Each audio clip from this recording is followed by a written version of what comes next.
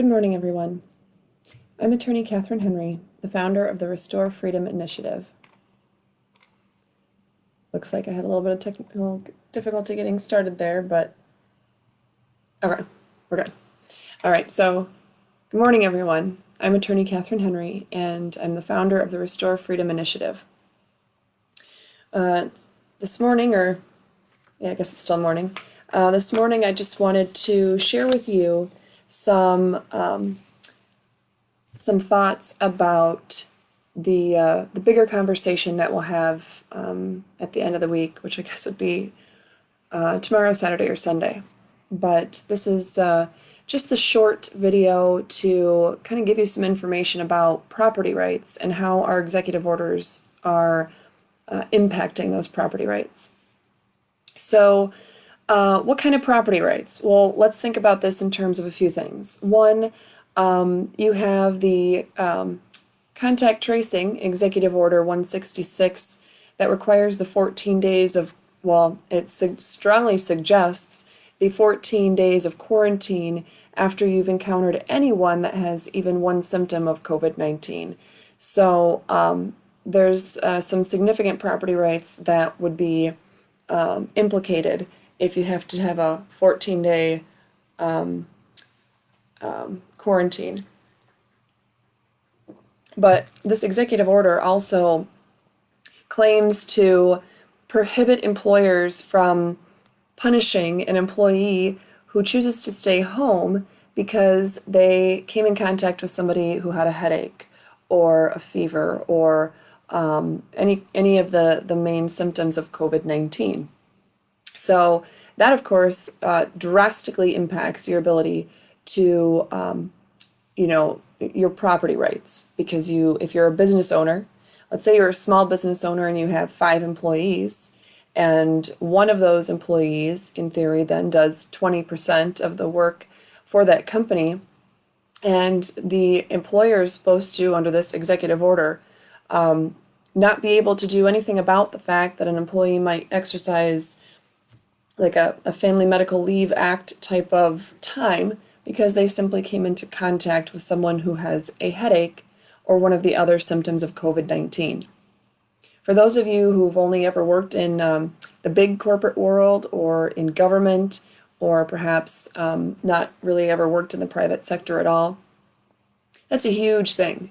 When you have a small business owner who is, maybe has 1 employee or 2 or 5, even somebody who has 25 employees, they're going to be hit hard if they are supposed to just dole out this leave time for anyone who literally is not sick themselves, but who has merely come into contact with someone who might be sick, not even a confirmed case of COVID-19.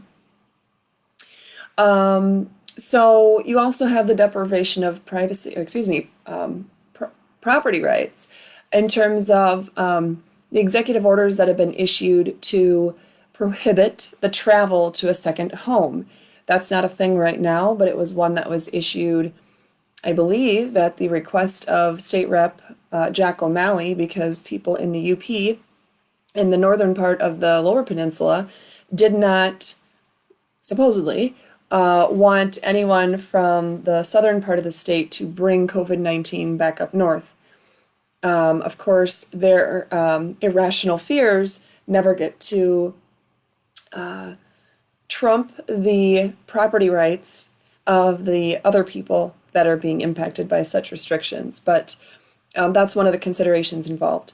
Like I said, owning or operating a business. We have, in general, the idea of owning or operating a business. Maybe it's a business that now you're stuck in a rock and a hard place because you are told you have to require masks to be used and temperature checks and the contact tracing questions of your clients or customers. And in doing so, you're opening yourself up to lawsuit because you're violating those privacy rights and whatnot of the people that you serve. But so you're going to lose people because you're trying to enforce those executive orders. But on the flip side to that, if you don't enforce them, then they're threatening you with taking away your licenses summarily without any hearing, and you can later on appeal it, but they say that's to that administrative agency. So a lot of implications for owning and operating a business. If you own a gym or you own a movie theater or something like that, you're definitely being, your property rights are definitely being harmed right now by these executive orders. Earning wages, that's a property, an element of property rights. If you earn wages, and then we have all these goofy executive orders and programs that have been out there to have like quasi unemployment status, job share programs, all of it. It's messing around with individuals' ability to have wages that are earned according to the contract which they established when they started employment at that place of business.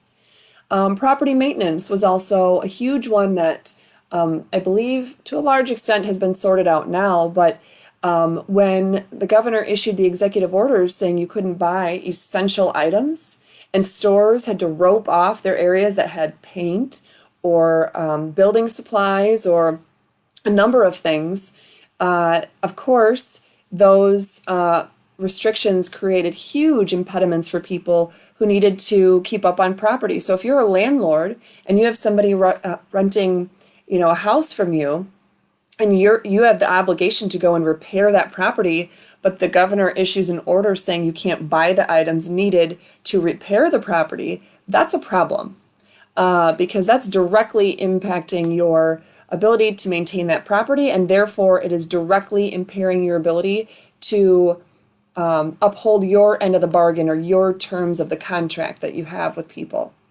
Same thing holds true with, just think of the simple and easiest examples of lawn maintenance companies who were supposed to be out starting to get lawns ready in late spring, or I guess early spring, whatever. That lawn maintenance companies were told they couldn't mow lawns and they couldn't, trim trees and trim bushes and, do whatever kind of landscaping things that they were supposed to do. Most of them already had contracts established. So we have a very obvious and direct way that these executive orders have impaired contracts in that sense as well. With that being said, I wanted to point you to some important provisions of our U.S. and state constitutions. I've actually copied and pasted those relevant provisions right in the description of this Facebook Live video. But let's go over some of them. Our U.S. Constitution, the Fifth Amendment, says that no one shall, nor shall private property be taken for public use without just compensation. Likewise, our state constitution, Article 10, Section 2, says that private property shall not be taken for public use without just compensation, therefore being first made or secured in a manner prescribed by law. So you can't just take somebody's property and then figure out compensation later. That's not how it works. The reason why I bring up these two clauses is because, to a large extent, what the governor is essentially saying is businesses in these categories, you are required to stop all business function whatsoever. We are going to, in a sense, take your property and not allow you to utilize it because this is supposedly for public use, for the public good. And so there's actually provisions right in our state constitution that do talk about takings for blight, condemnation proceedings, and the burden of proof that the government has to meet in order to be able to take your property. Of course, none of that was ever even attempted in a court of law before the governor just started issuing these executive orders stopping people from the ability to utilize their own property and thus taking their property. Our U.S. Constitution, Article 1, Section 10, says that no state shall pass any law impairing the obligation of contracts. And our state constitution, Article 1, Section 10, says that no law impairing the obligation of contract shall be enacted. No law impairing the obligation of contract shall be enacted. So again, the US and the state constitution are very clear. The government cannot create any kind of law or executive order or anything acting or looking like a law that's going to impair contracts, period. It's in there. It's been in there for a long time. So any kind of executive order that's been coming out that's going to stop those individuals from keeping up with the terms of their contracts, whether you're a landlord, whether you have a lawn mowing service, whether you're a gym that has gym subscriptions or monthly membership fees, or any of those things, restaurants that have ongoing contracts for certain goods coming in, those kinds of things. Any of that, those are all examples of contracts where there are obligations for both parties. And when an executive order is shutting down those businesses or limiting the amount of people that can be utilizing those businesses, that is a law or a government act impairing the obligation of contracts. Clearly unconstitutional. U.S. Constitution Amendment 5 and Amendment 14, no one shall be deprived of life, liberty, or property without the due process of law. Also, our state constitution, Article 1, Section 17, that says that, quote, no person shall be deprived of life, liberty, or property without due process of law. So, what due process has been afforded to the business owners who are being threatened to have their licenses taken away because they don't require masks for their customers? What due process was afforded to Carl the barber when he opened while the executive order claimed that he could not be open? Not only is there not due process, there literally isn't a process being followed at all. We have a constitutional process for how laws get enacted, the time period a governor has to wait before enforcing them, the manner in which they need to be crafted or drafted, what kinds of things have to be in there, or what kinds of things cannot be in there. When we have laws that are issued on more than one subject, that doesn't follow the process of law because the Constitution says only one subject per law. If we're changing or modifying any kind of law, the Constitution, Article 4 of our state constitution, requires that you have to reprint the entire law so people could see the parts that are changing and not just see it in a little vacuum. You have to give it context. We also talked about just a moment ago about the waiting period for enforcing those. The fact that all laws or all legislation has to be introduced by a bill in the legislature, not by executive order. That's Article 4 of our state constitution. There's a wide variety of all different types of requirements that are not negotiable. They are required in our state constitution, and no law can ever be issued or enacted or enforced if it doesn't follow those proper procedures. So definitely life, liberty, and property have been over and over again deprived without due process of law. Article 1, Section 17 also says that the right of all individuals, firms, corporations, and voluntary associations to fair and just treatment in the course of legislative or executive investigations and hearings shall not be infringed. What kind of fair and just treatment are people like Carl the barber getting? There's not even really so much an investigation. It's just, nope, you are open. You're violating this unconstitutional executive order. We are going to go ahead and take your license or shut you down or threaten you with misdemeanor jail time or civil fines and criminal penalties. And that's just okay. No, it's not okay. Our state constitution, Article 1, Section 17, says that all individuals, firms, and corporations and voluntary associations are entitled to fair and just treatment in the course of legislative and executive investigations and hearings. Period. Let's see. The U.S. Constitution. Oh, by the way, I should say that on that last point, the emergency orders that have been coming out from the director of the Department of Health and Human Services specifically say you don't get to go to court to even argue about why they're taking away your license. You have to go through his prescribed little, what is it? Anyway, I have a note somewhere else on it. I mentioned it last night. But essentially the administrative world. You can appeal those decisions to this administrative agency.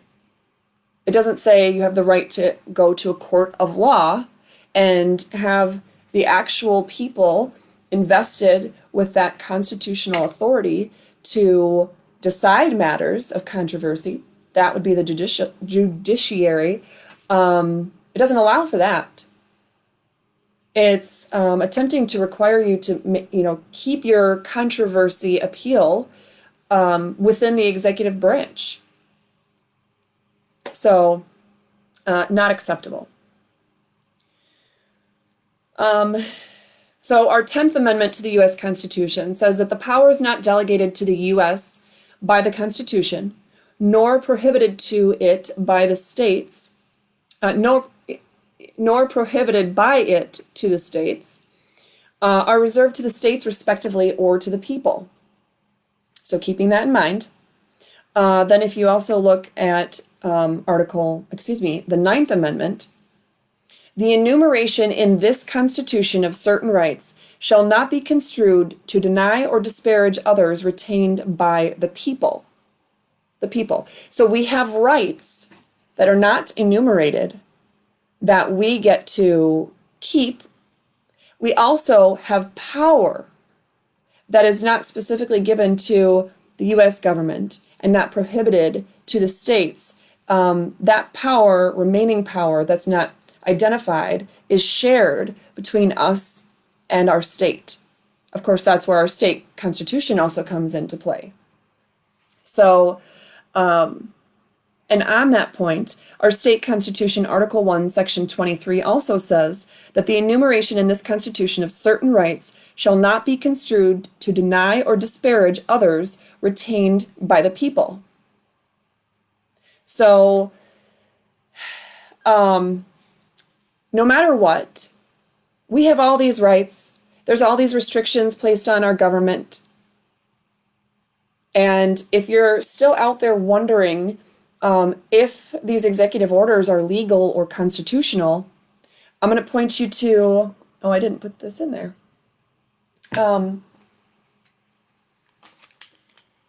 Article 6 of our U.S. Constitution. So, a couple of important things here. Number one, this is addressing the relationship between executive orders and laws with our state constitution and our U.S. Constitution. So if we have, on the one hand, an act of the government, let's say executive order, and on the other hand, we have the U.S. Constitution. Can the executive order change or modify something that's in the Constitution? That's one of the questions we're answering here.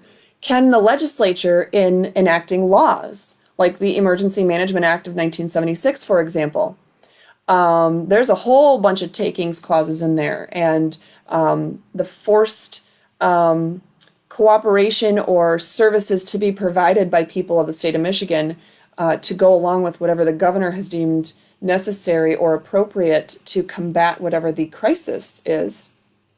That's not constitutional, but that's in the law. So does that law, can the legislature make a law that is changing or modifying the rights or obligations in the U.S. or state constitution? That's what we're talking about.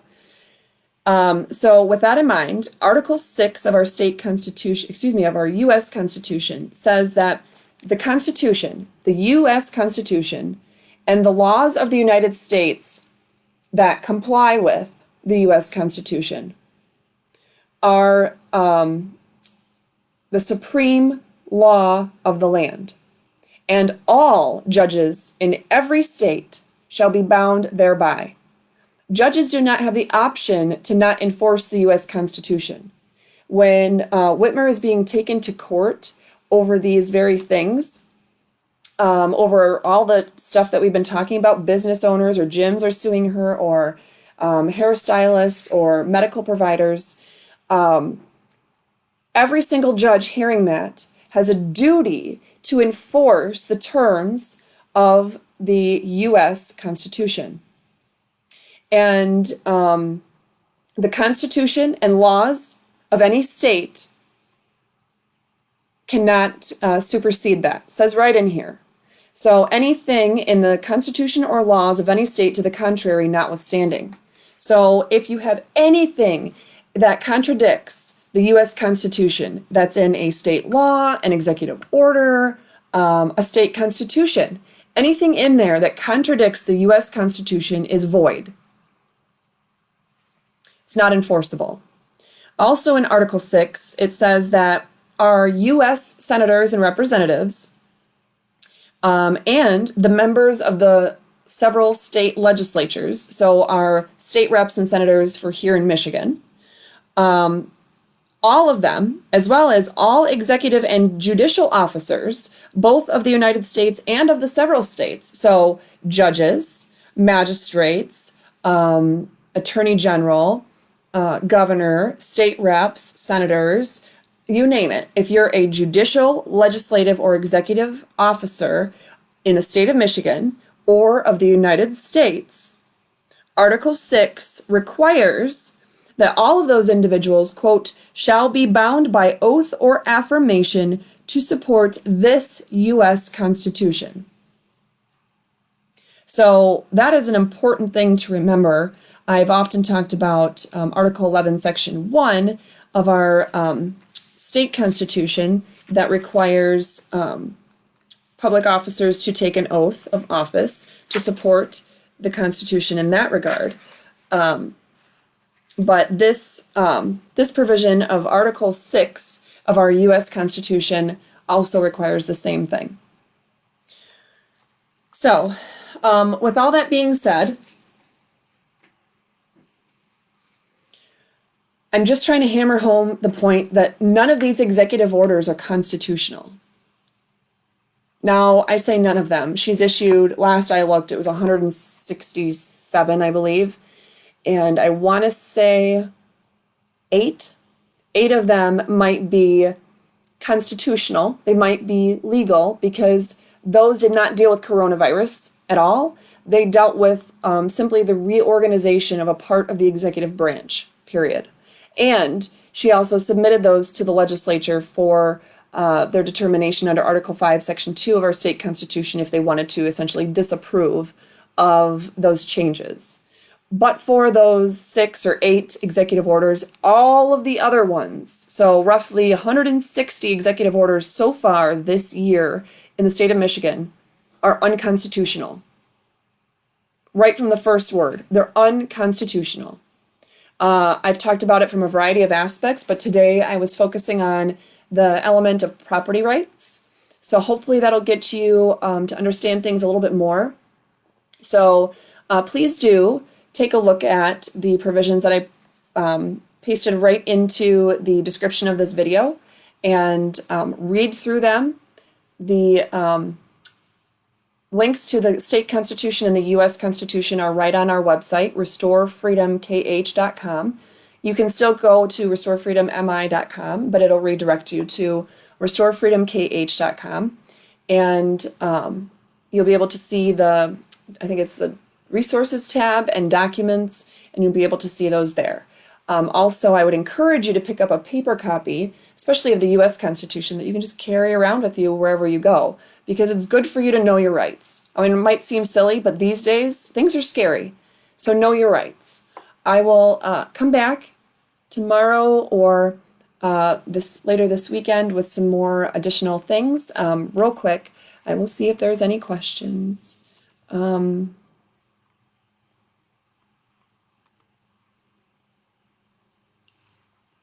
Yes, you can absolutely write the justices of the Michigan Supreme Court. Definitely write them, send it off to the Supreme Court clerk, and let them know exactly what your thoughts are. write them about these constitutional provisions and remind them of their oath of office that is both required by the U.S. and state constitution.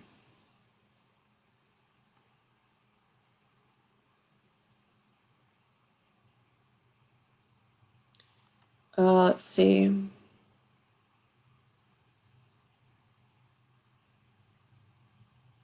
Someone is talking about the 1945 law. She can't use it indefinitely. No, she apparently, according to the Court of Claims judge, she can. She can't because you have to read both laws together. But the comment also says the Court of Claims has until August 21st to make a decision. No, the Court of Claims already ruled. That was Judge Cynthia Stevens. It is now in the hands of the Court of Appeals, and they have that deadline. And then whoever loses on appeal at the Court of Appeals has the right to appeal, but that's not guaranteed that the court would even take it. The Supreme Court could decide they're not going to hear the appeal at that point, but I would think they are going to. So again, it looks like somebody was asking, how do I get a copy of the Michigan Constitution? If you go to any number of local fairs or stop and see your state rep or senator during coffee hours that they have in the district, a lot of the state reps and senators hand out the Constitution. In fact, the one that I have is, it was from my prior state rep when I lived in the 86th district, Lisa Lyons. So, of course, there are changes since then. So I went off and I printed the amendments that happened in 2018. But if you're looking for one cohesive PDF that has all of the current provisions of the state constitution, that is available on the legislature's website. If you go to Google for Michigan Legislature, when you pull up that, it'll be on the left-hand side, about halfway down. You'll see Michigan Constitution as an option. Otherwise, if you go to restorefreedomkh.com, that is the website for Restore Freedom with Catherine Henry, and there's a resources or documents tab, and on there you'll find the U.S. and Michigan constitutions. So, all right, everyone, thank you so much for tuning in today. Hopefully I was able to clear up some stuff for you as an employee, as a business owner, or just as an American citizen wanting to stand up for your rights. I will be back later on to talk more about those other things, and have a wonderful afternoon.